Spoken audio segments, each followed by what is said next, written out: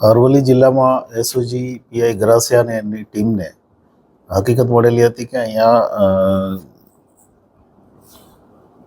માથાસુલિયા કરીને ગામ છે મોડાસા રૂરલમાં.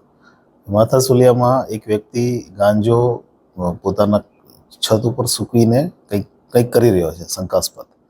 એના આધારે એમણે ત્યાં રેડ કરતા એક આરોપી રામાજી પાણાજી પગી ઉંમર વર્ષ 64 એ એમના છત ઉપરથી ગાંજો મળ્યો છે, વત્તા એણે એના ખેતરમાં પણ ગાંજો વાવેલો લીલો ગાંજો આ બધું કબજે કર્યું છે. ટોટલ 16 કિલો ગાંજો છે. આ લગભગ 8,50,000નો મુદ્દામાલ છે અને આજે આપણે આરોપી અરેસ્ટ કર્યો છે. આગળની તપાસ ગાંજાના બી ક્યાંથી લાવ્યા અને આ ગાંજાનો આગળ એનો ઉપયોગ શું કરતો હતો એ અત્યારે ચાલુ છે તપાસ.